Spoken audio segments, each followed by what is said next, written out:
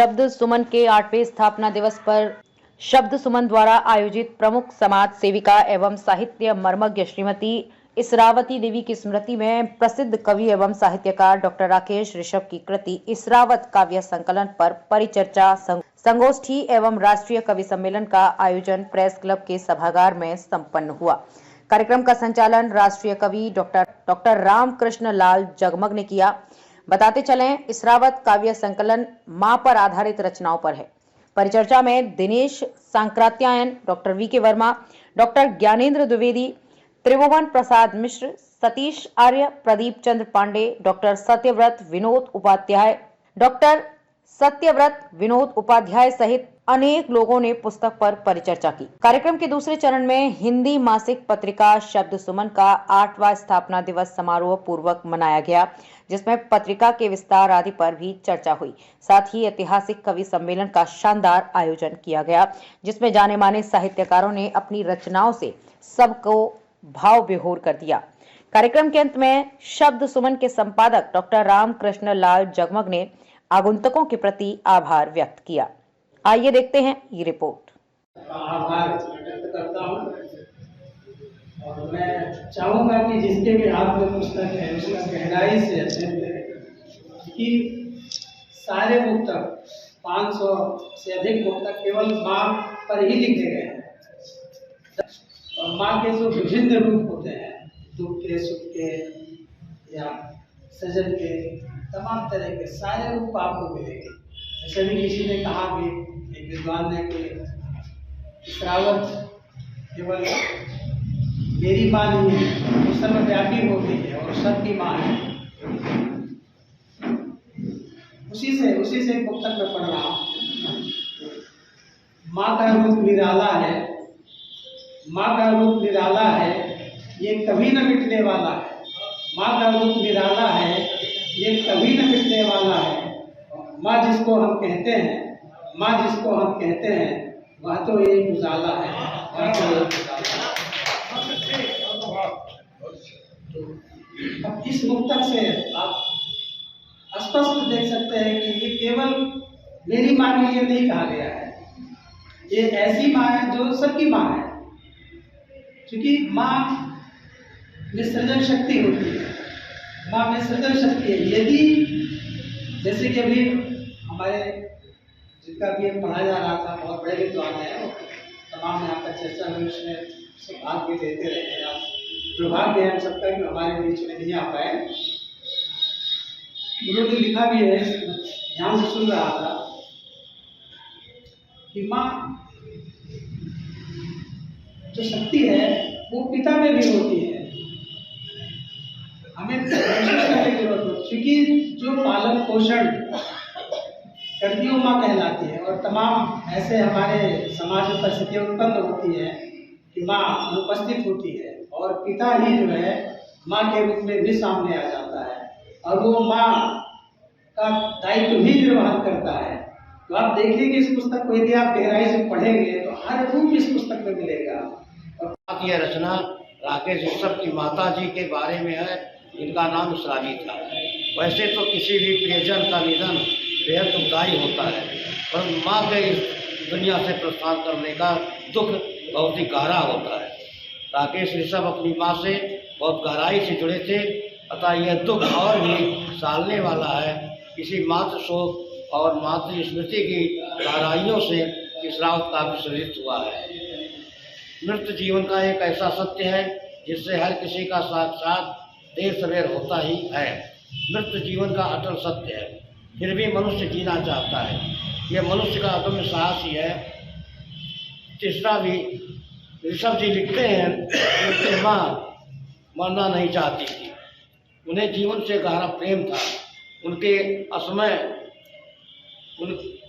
जब किसी की मृत्यु हो जाती थी तो उन्हें गहरी पीड़ा होती थी, लेकिन हमारे चाहने या ना चाहने से प्रकृति का प्रक्रम रुकता नहीं है और यह जीवन की बहुत बड़ी सच्चाई है। परिणामतः माँ का निधन भी 84 वर्ष की अवस्था में हो गया। माँ के प्रति सुपुत्र ने सात्विक मनोभाव से ही इस काव्य कृति का मूल तत्व है। माँ की महानता का सामान्य गुणगान माँ की स्मृतियों से जुड़कर विशिष्ट हो जाता है। माँ के जाने के बाद जिंदगी हो गई वीरान सी, माँ कल खाली खाली सा हो गया है और वह माँ में हर इंसान को खोजता है। माँ दरअसल कुछ मूल्यों और तत्वों का नाम है, इसीलिए कवि का यह मानना है कि पुरुष के अंदर भी माँ के तत्व हो सकते हैं। माँ घूमने के लिए, जन्मने के लिए पुत्र गर्भ धारण के पुत्र पुत्री प्रजनन आवश्यक नहीं। कविता में माँ की स्मृति के लिए कवि पीछे के अपने जीवन में और फिर वर्तमान में पैदा हुई रिक्तता की ओर वापस आता है। विगत काव्यकृति इस्लाम के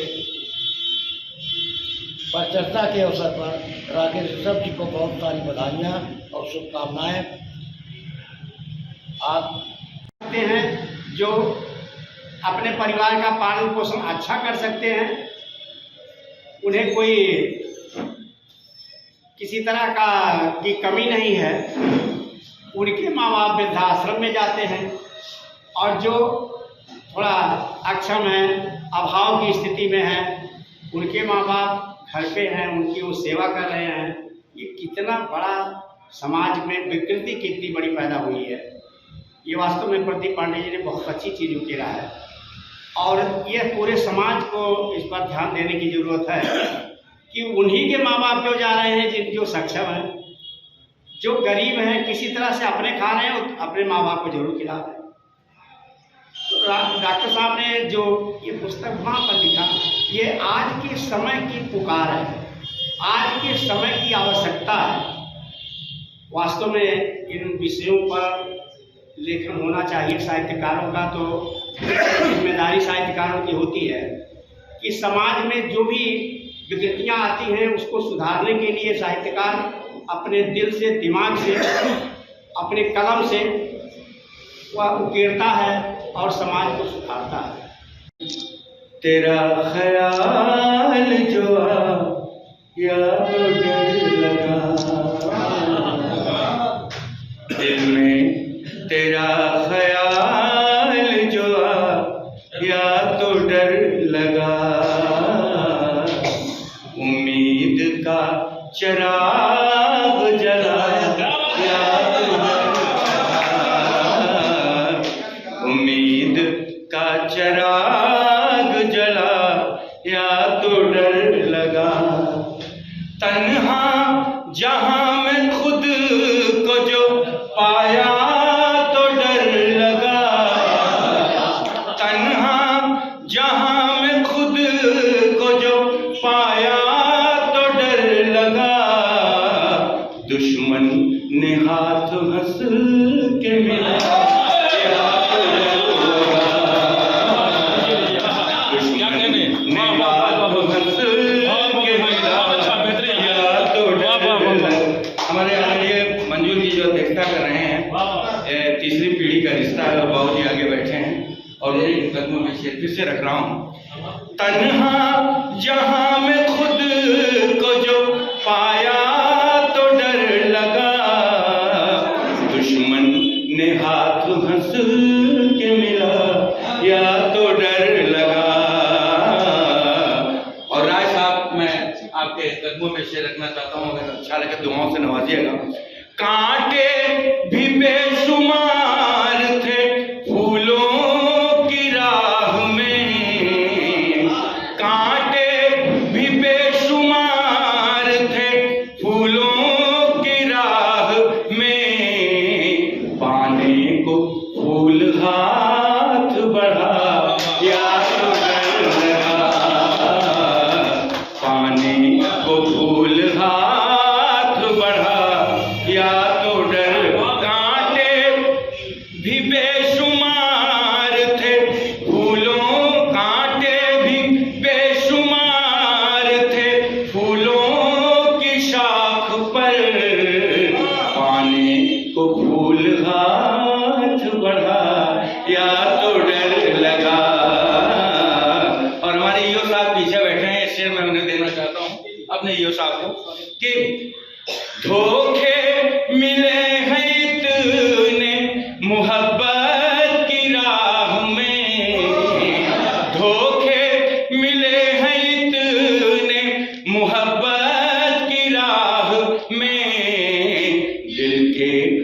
करीब जब कोई आया तो